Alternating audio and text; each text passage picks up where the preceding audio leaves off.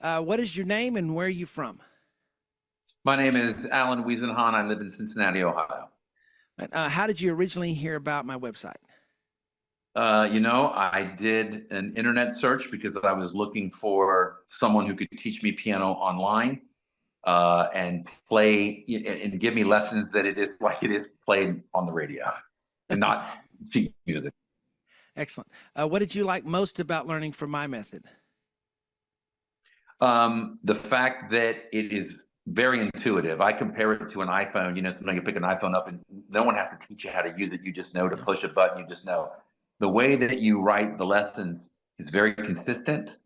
All the markings on the keys, or not, I guess the notes, all the markings are there and they mean something. So when I see them, Okay. I can follow along. What applies to one song usually applies to another. Excellent. That's my favorite. That was true.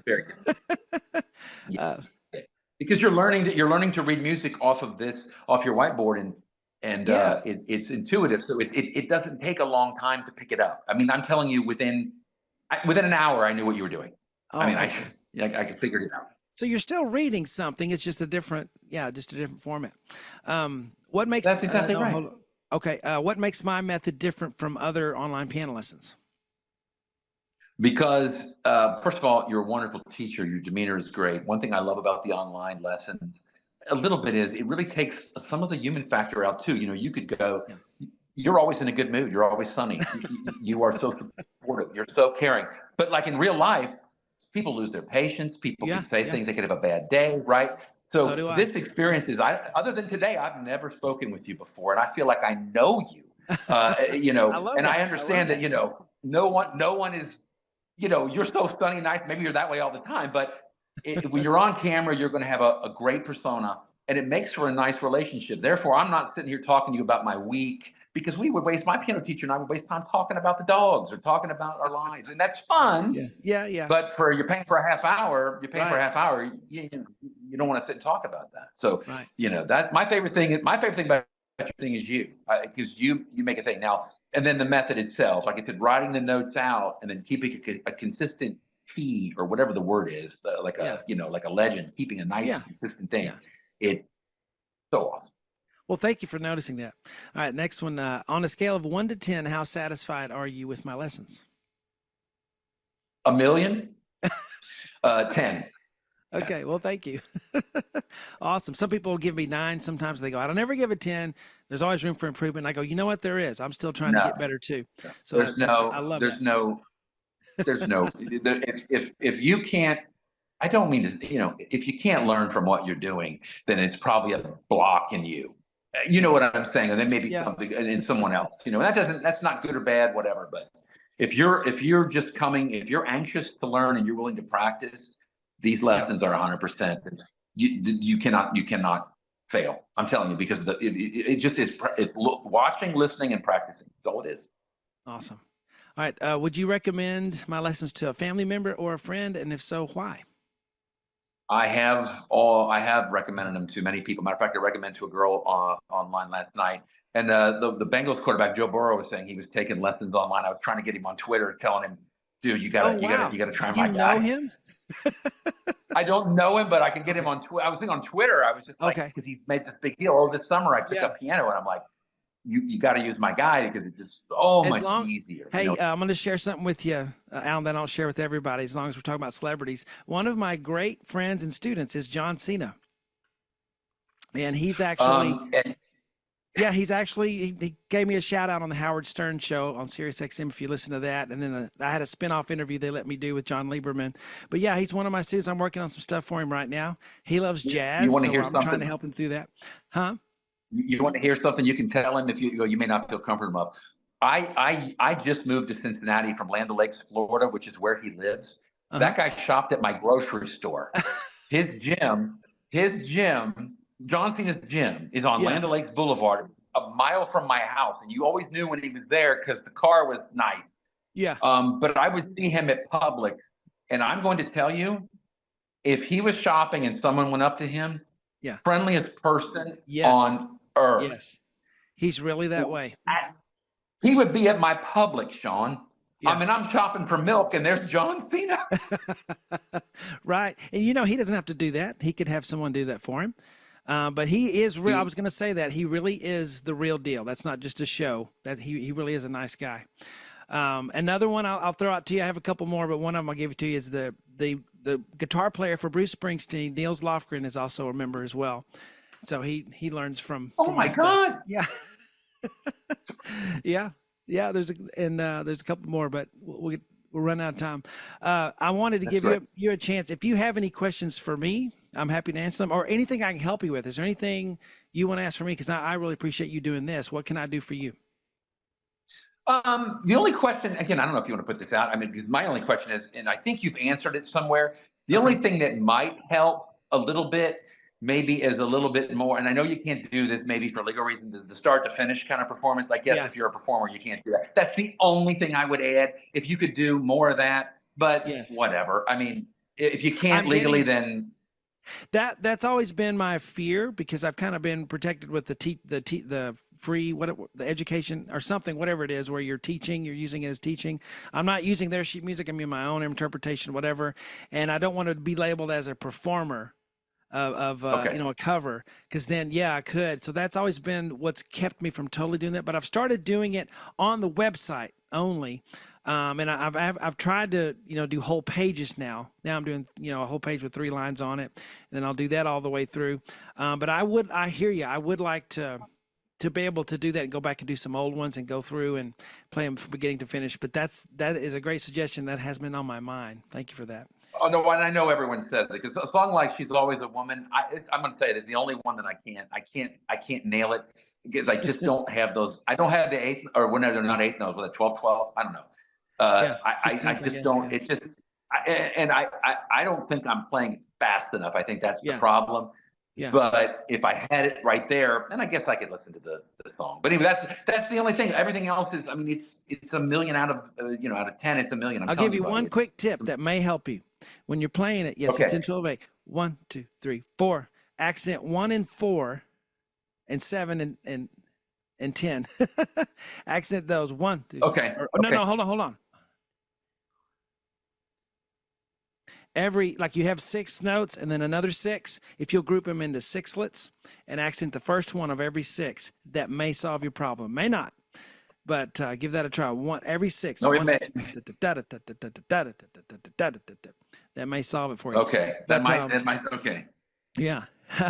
And I wanted to offer to you, if you, and I'm serious about this, if you are, I don't offer this to everybody, but if you're in the Waco area, I'm in Waco. We're famous for many reasons. Or infamous. Chip and Joanna. Look me up. If you and your wife come visit, because Magnolia is pretty cool to come visit now. We're a good tourist city. Look me up. We can jam. We can play. At least get together and talk a little bit. But I live pretty close to Waco. I'm not actually in Waco, and I have a farm. It might be fun. Just to get together and have my wife cook something. No, absolutely. Look me up. My wife loves Chip and Joanna. She went down there and she toured all that, and she'd go again. So that might be something that would be. If you come again, let me know. Absolutely. Seriously, we can play. I've got a studio here. I got drums, guitars, everything. It'll be fun. We can record something too if you want, just for you. I won't have to. Awesome. Yeah. Thank you, Alan. I appreciate it, buddy. Awesome. Hey, man, thanks for doing this for me. I really appreciate it. You are very welcome, man. You are a well-known person in my household. Because I'll listen to your lessons sometimes in the car. Now, when the kids were little, and my oldest, he's a teenager now, and I remember yours when he would run in the middle of the lessons, and he says, he's like, "I'm Shawn Cheek. Welcome to my easy piano." He would do, because he just heard it over and over and over. It was really cool. Yeah. You know what's funny? You're not the first person to say that listens to it in the car. I was so surprised to hear that some of you, would listen to the car. I guess you can get something out of that. But there's a reason. There's a reason, because you're trying to. Sometimes there are parts where, like, if someone's singing over the piano and you can't really kind of hear what's going on, you're trying to learn that rhythm. And the only way I hear it is to hear it over and over, and then it becomes a part of me, and then I don't have to think about it. And that's the only. Your lessons are. I mean, obviously they're easy. But that's the way I do it. And then it becomes a part of me. So when I'm listening, when I'm playing, I'm not going, I don't have to keep going back to the video going, how's he doing it? I can just hear it and then I play it, which is by ear is a wonderful method. And I've had teachers who hate that, she'd say, play it as it's written, it's right there. And I'm just like, well, then it isn't mine at all. Then I'm just mimicking. And sometimes I find that the mistakes, or maybe if I play something off rhythm, but it works, sounds cooler. And then it sounds like a new way to play it. Like it's a refreshing way to play it. So you're not so bored. Yeah. Or not so monotonous. So you add so much. And we can go, I know you're going to record this. I know you're recording, but right. But I think my path is what you want, what you're looking for.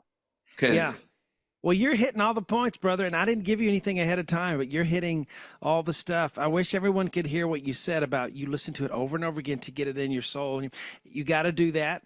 That's one thing. And then for you to say that you'll try something a little different if that sounds better, if it's not quite like the original way I'm doing it. That's what I want, because that's when you guys start to really become musicians, when you start adding yourself into there. And a lot of those things that make you unique will come about by a mistake that you make. And then oh my God. Yeah. Yeah. And I love, I could do this for 4 hours. I was so excited when you asked me, because I'm just like, I spend maybe an hour or two. What I do is, I'm not in my desk, but I work from home and I have a piano behind me.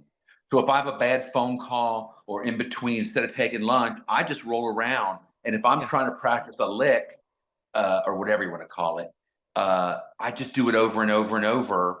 And, I think a lot of people look at practice. I think people simply think you're going to pull it up and you're going to be Elton John in an hour.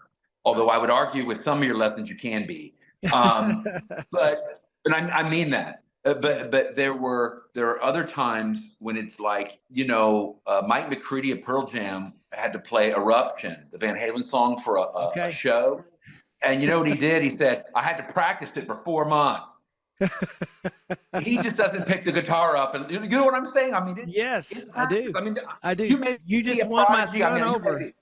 My son is doing the tech. He's getting in the business with me. He's everything I am, but he's on guitar.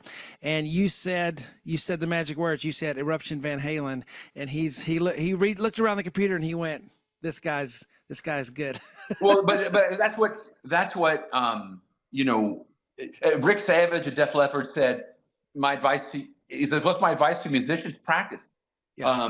You can't overstate it enough. I have tingling in my fingers. I do it a lot, and I really kind of get, I love it. And I look at you, don't take this, you saved my life. Because I had the thing in me where I had stopped playing piano. I started from 4 to 11. Okay. And I had one of those teachers who you were going to play, which she wanted. Oh, Susanna, Mary Had a Little Lamb. Yeah. I mean, at 4 years old, I'm into John Denver and Barry Manilow. I'm listening to what my mother, Sonny and Cher, I'm listening to what my mom's given me. And I've progressed into Nirvana and Black Sabbath, but I like that drop D tuning. But when you're and you don't want to play that. And it was, chords in the left. And then she said, oh, well, and then when you're 12, we'll let you with my husband and he'll teach you really how. Well, what are we doing? And then I tried it again when I was 20. And I tried when I was 20 and I bought sheet music. And then I didn't realize there was something, even though I'd played marching band and saxophone, I didn't realize it was treble clef and bass clef. And I had no one to teach me. And I just figured out manually that, treble clef is just two whole notes left of, or whatever, 2 notes left. So I just could code it. I'd look at the A and play a C. Yep. Right. That's annoying, right? That's annoying.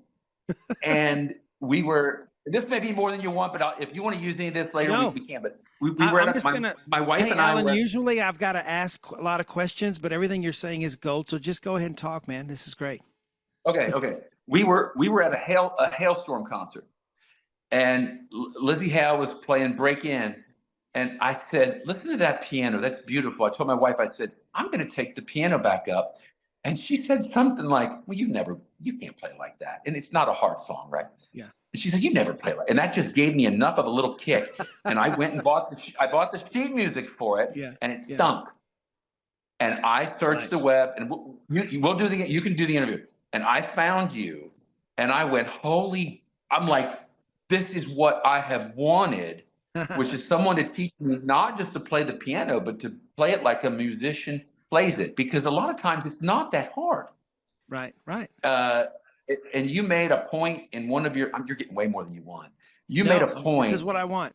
I promise you. You made a point. We were doing Billy Joel. You're doing She's Got Away.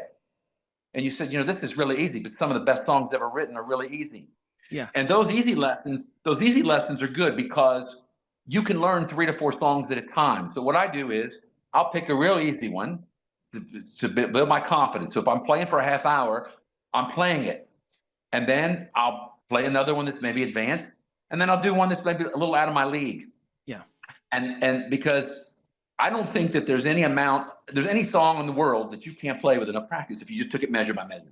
Right. And so that's the way I do it, and I'll be darned.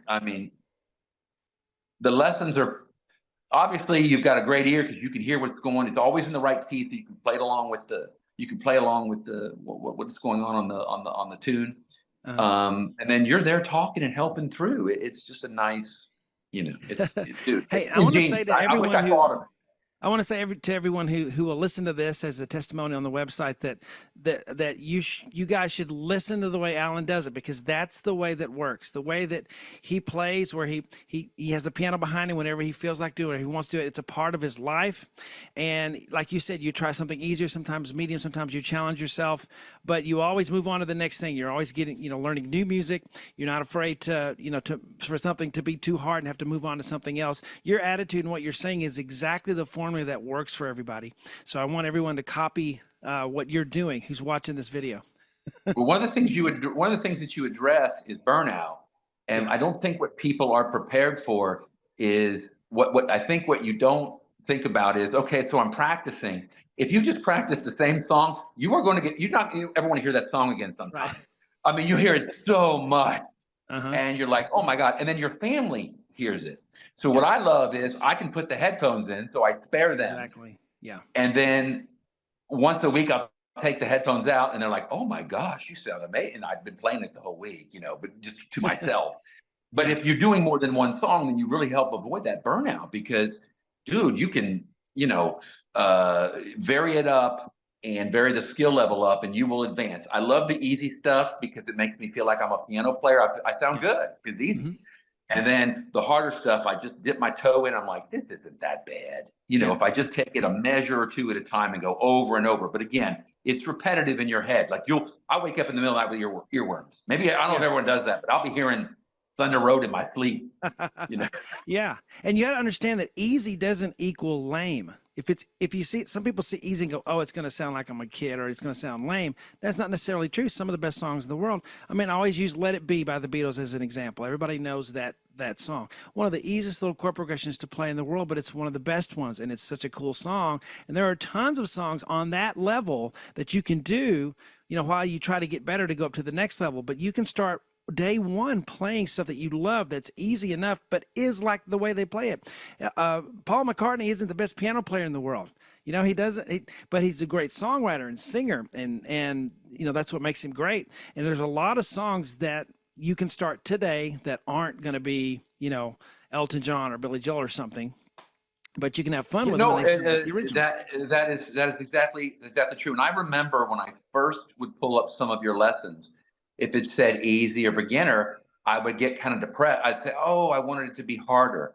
But that doesn't mean that it doesn't sound beautiful when you play it. Like when you give it an actual, it just means that it's not a complicated thing. But some of those ones, again, I always say She's Got Away. It's so beautiful, and you're playing it, and it's not following the melody in the right hand. So you learn how to sing along, and I'm not a singer, but you learn how to sing it along with it. It's actually made me a better singer, believe it or not. I can sing in tune now. Great.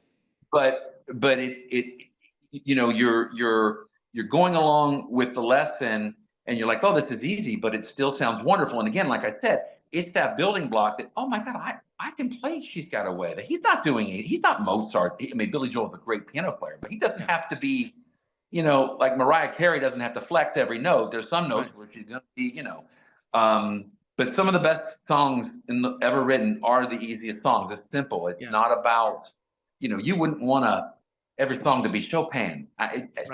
You know, but again, there are some people, some musicians that I've gained a lot of respect for, and listening and learning your lessons. And I'll tell you one thing, and you said this on a lesson, and I'm going to tell anyone who would listen, if you want to learn how to play the piano, Elton John is where you start, because you're rolling chords, and you could do that with any song on earth. You can. You don't have to do a broken. It's just you're tapping two notes, rolling it down, rolling it up, and it doesn't have to be the exact way every time. You give yourself some leniency, because he's not doing it the same way every time. Right. And they are such valuable things to learn, and they're right there on they're in the lesson. That's why listening to you play, you know, the sheet music's fine. Yeah. And you can maybe do it on your own, playing by ear, but the lessons are good, because you drop these little nuggets in there, I think, that are encouraging. Thank you. Great. Well, I taught, a lot of people don't realize this, but I taught 20 years. I taught 50 students a week.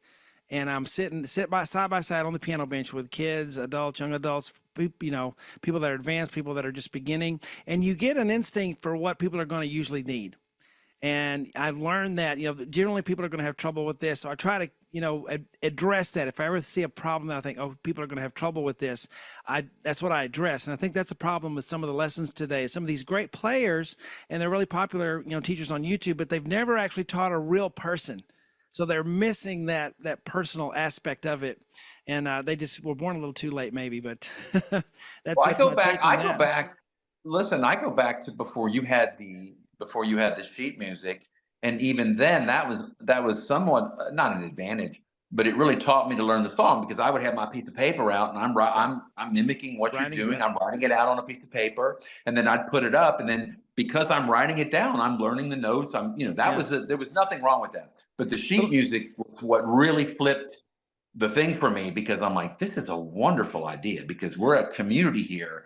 I'm telling you what song I want to learn, and then maybe other people want to learn it, and they can get the sheet music too. Right. And I can't tell you how many times that and there's one of these songs that I'm telling you, I used to play it on my pillow on the car. I listen to it all the time. I'm like, I wish I could play that.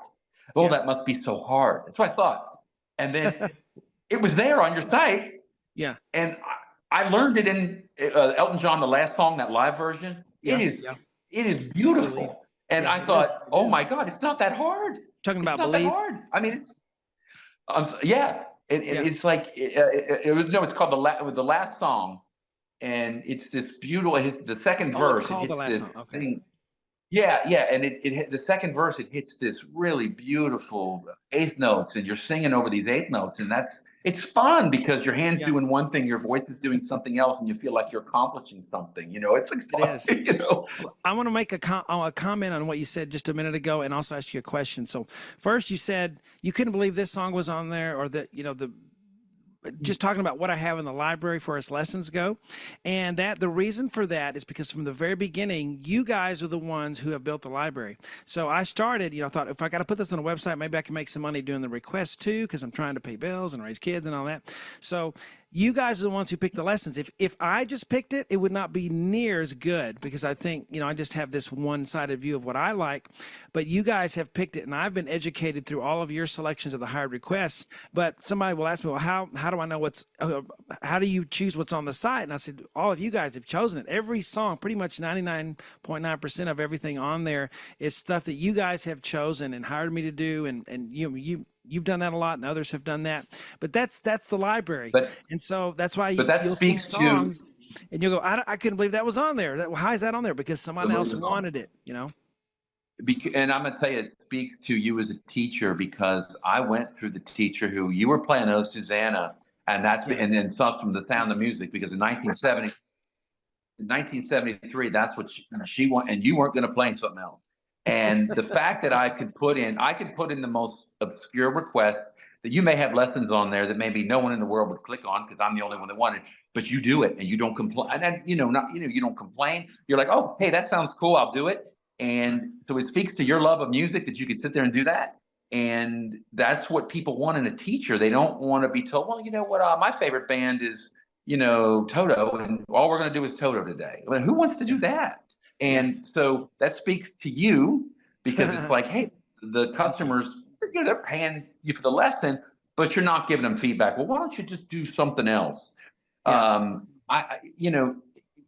site, your site's from heaven. I'm just telling you, if you're someone like me who I can read music. I played saxophone. I played the piano. I was going to ask you that. Okay, you can read music. I played a marching band. I didn't like it because my mindset. I've had this since I was 4. I was a little cantankerous, or what's the word? A contrarian. And she'd say, "Well, that's a C." I said, "Why don't you just put that it's a C?" Why do we have to play this game where I got to look at something like it's Morse code, and then is this to make me feel better? Like what? And then and then she says, "Oh, and then if you're playing a high C, you count the lines." I don't have time, and so I just your lessons are very intuitive. You put if you're playing a higher C, you simply raise it above there, and you. So I was going to ask you that, Alan. Your experience. So this is great because you are a music reader. You know how it works. And you've actually, been exposed to that. And like me, I was a terrible sight reader as well. I've gotten a little better, but I never liked it. I was never immediately good at it like other people were. And I want to know your experience of going from that world, because you did try to read music and you can read it. The difference when you go to the method that I use, because I invented it for guys like you. I had students that I was going to lose a paycheck if I didn't come up with something for their kids were happy, so they would keep, pay me to teach lessons. So this is what I came up with to keep them, going with lessons, to, do something else besides reading sheet music. So I want to know your experience of seeing my stuff for the first time and how it worked for you when the traditional didn't. My experience was Hallelujah, because it was intuitive. And that's what I wanted. I was like, can someone just teach me how to play the song? I'm not going to study at Juilliard. I'm not teaching music theory. I don't need to know what ties are and rests are and the half beat. I know what they are. Yeah. It just seemed like a hurdle. It's almost like you're reading a book and you're reading English, and then someone throws in like a slash or something. Oh, that means something else. And you're like, okay, that's cool. But I don't need all that. I can hear the song. I just want to know how to play the song. Yeah. But what I wasn't prepared for, what I was not prepared for, because I thought, well, I'm sort of cheating here. That was my initial thing, because it was easy. I'm telling you. I've heard that transition from reading music, I was worried. I'm like, now I'm spoiled. What's this going to do? Well, it made me a better player, because now the roadblocks are out now, and I'm so conditioned to your sheet music that I can look at it and I'm no longer going B, E, G, B. I'm going, oh, that's a B chord. Or I'm just playing the chord. I can do it. It's good. Another thing you do in there that I love, which is, it's not a shortcut site. You're not going, if you can't do it, just take the shortcut. There's not a lot of that. It's, hey, this is what it is. But sometimes you say, hey, he's playing with 5 fingers here. If you want to drop one, no one's going to know. And but isn't that a great feeling that when you're playing, you're like, no one's going to know if I don't play the A there, the C there. It sounds great. My wife went from that night at that concert saying, you could never play like that, to, oh my God, you can play the piano. Like, that is beautiful. She'll come in sometimes when I learn a new song. And it was a Jackson Brown song. And she comes in and she's like, what are you playing? Because I wasn't singing. I was just playing it. She's like, that's gorgeous. Yeah. and it thanks to Shawn, I look like I'm a maestro. I'm not, but. Well, I would disagree. No, but I know, but I mean, if you can do it, you are. and some of the, and what I will tell people, like, you take a piece like, what was something that was maybe challenging for me? So the "Come Sail Away" by Styx. Okay. Because I wasn't used to that eighth notes in the left. I wasn't used to the eighth notes in the left hand. I'm used to the eighth note that's kind of like a bass. And when you're playing it a little bit, it's like a little march. And I started that when in like 2016, 17, something like that. And it was before the sheet music, and I had played it so much to get good at it that I know it by heart. I know "Come Sail Away" by heart. I can sit down at any piano. How long have you been? Since 2000. Well, it's funny you asked because I looked up that Hailstorm concert because that was the night. So Yeah. it was like 2015 or 16. Yeah. Okay. Wow, that's 2015 or great. 16. And it's been, like I said, it's one of those sites that I go back to, I check it. I have an insane love for music. I'm sure I'm not the only one in the world like that. Because everyone goes, "Oh, I love music," and you're like, "Yeah, we all do." But I work from home. Okay. Part of why I own a business and I work from home is because I can listen to music all day. It's 8 hours. I get to hear, and then I'll listen to maybe an album that I haven't heard. Like if I go back and I don't know anything about Stevie Wonder. I'll go back and listen to it because I want to hear it. But your taste is look at those albums on the wall. Willie Nelson always on my mind, and Springsteen, all wonderful stuff. And that's really what your site has. All that. I mean, it's very diverse. You have TV themes. You have rock, pop. I mean, it's awesome. Yeah, you guys pick good music. I was going to ask too that another reason people say, because they like the method because it works for them, but there's also, and then I wanted your thoughts on this. From the very beginning, I've always wanted to give you what was on the album, what was on the line. I never wanted to do a melody in the right hand, elevator music type. And I know that has its place sometimes, but I want to play the Willis Music Store. It sounds like you're sitting in Willis Music at the mall. So did you notice that? Do you care about that? Because I've had people go, "Oh, you should start doing melody in the right hand," and I've never. If I get a request or something, I'll do it. But generally, I try to stay away from that. I try to stay with authentic.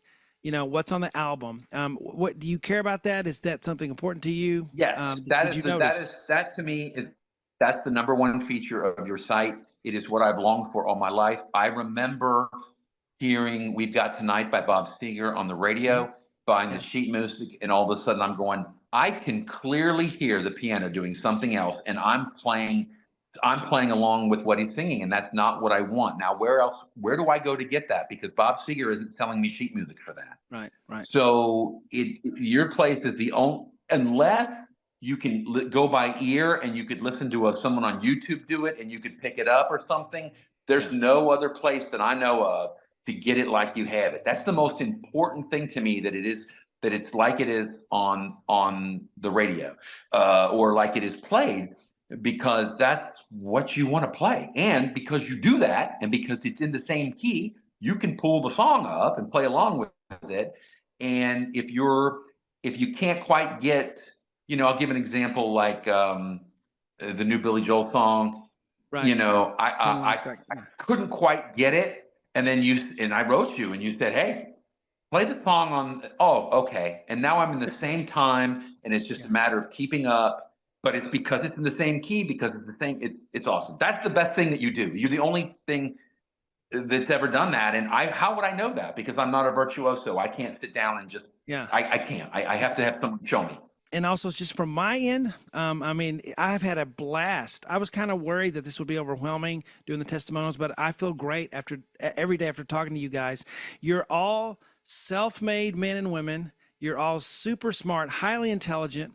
You all are think outside the box people. You've all had, music early. Music is in your life. It's not just something you go and do once in a while, but it's part of your life.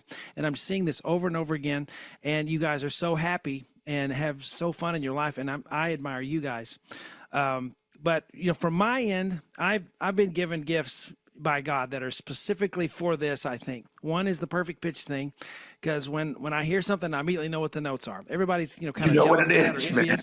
I have to tell you, it's a curse too, because I can't use the transpose button on my keyboard, because then all the notes are different from what I'm hearing. But I wish that I could, play in D flat, but feel like I'm playing in C, because C's, easier to process mentally. But I can't do that. And I can't, if something's slightly out of tune, I can't do your request, because I can't use the gift. If somebody says, "Oh, I need this in this key," I'm saying, "I'm sorry. If it's not the original, then I won't be able to do it. I physically can't do it." If it's I would never have thought that about you. I never would have thought that. That is awesome. That makes me feel better. That makes me feel better. So that's something, you can't brag about. If you're given a gift, you can't brag. If you work hard on something, you can brag about that a little bit. Say, "Yeah, I worked hard and I got that." But that's just something I was born with. I didn't know that was a gift until I was maybe 14. I thought everyone could do that. When I would hear something and just go start playing it, they were like, "How do you do that?" Well, I mean, can anyone do that? But from the beginning, the notes, were always in my head. And if I hear something, immediately just pops in. So there's no figuring out. It's just there. So it allows me to do it fast. I can sit at the dinner table and listen and not even be near a piano and write it out.